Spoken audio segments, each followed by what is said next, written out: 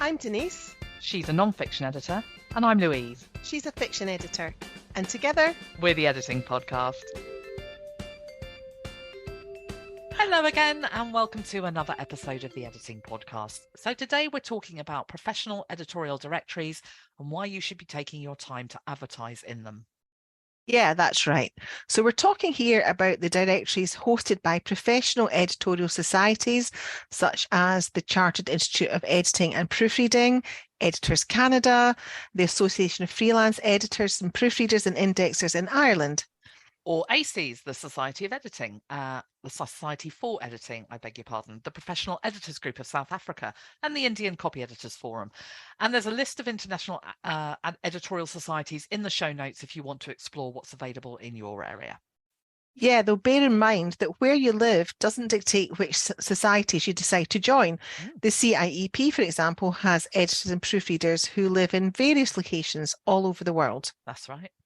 So the first reason why you should check out advertising opportunities in your society is because it's a great way of making yourself visible to a targeted audience. Yeah, so editorial societies directories are specialised platforms dedicated to promoting the services that writers, authors, publishers and businesses are going to be looking for.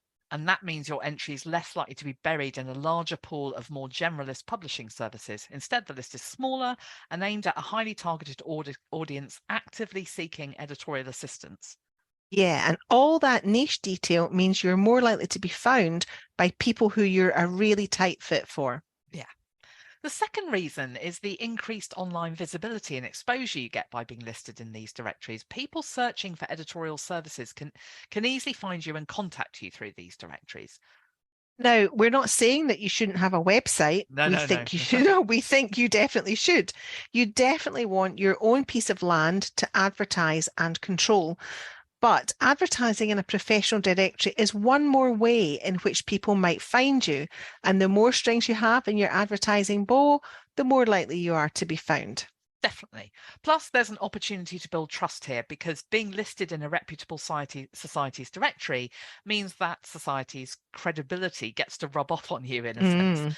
Anyone can say they're an editor and proofreader, and our industry isn't regulated. That's the thing. And so advertising in these kinds of directories gives you and your services credibility. Clients who already trust these societies are more likely to consider editors and proofreaders listed in their directories as reliable and trustworthy professionals. Yeah. So the next benefit is niche recognition. Now, we touched on this earlier, but if you specialize in editing or proofreading specific genres for certain industries, or you work in particular languages, this is where you get to stand out and showcase your niche expertise.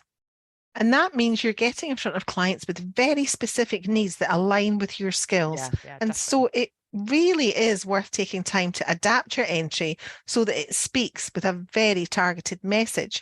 If your colleagues are focusing on their niche skills, but you're presenting a very generalist message, you're not going to compete effectively. Yeah, I think that's really important, especially if your society's directory allows keyword searches. The more detail you include, the more likely you are to hit the mark for a potential client who needs your specific set of skills. But I think there's a broader competitive advantage in play here too.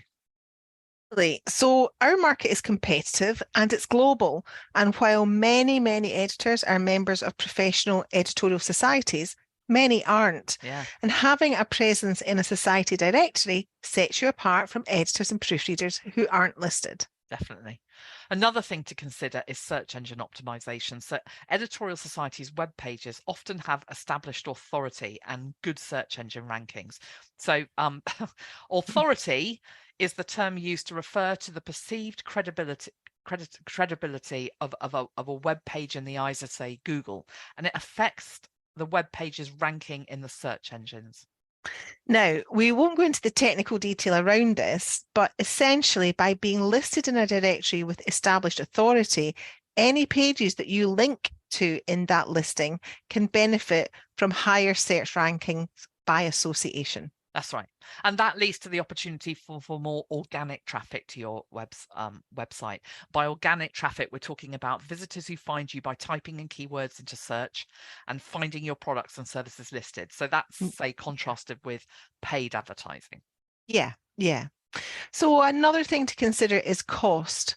Advertising in professional editorial directories is often more affordable than other forms of marketing or advertising.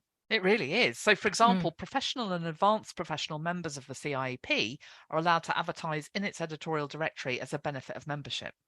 Yeah, it's such a great benefit, and it means it's a really cost-effective way of promoting your services again to a really targeted audience. Yeah. So, to wrap up, if you're a member of an editorial society and it has a professional directory that you qualify for advertising in, make sure you do so. Absolutely. And take the time to make your entry stand out and really show off your niche skills. So that's it from us this time around, short and sweet. Thank you so much for listening again. If you'd like to help support the Editing Podcast, we've got a couple of options for you. The first is that you can tip us. Head over to theeditingpodcast.captivate.fm/support and make a one-off donation of your choosing. Or you can join our Patreon community for only £3 a month at patreon.com/editing podcast. All our patrons get exclusive access to a huge batch of transcripts. Both the links are in the show notes. In the meantime, she's been Louise. And she's been Denise. Join us again next time. Bye. Bye.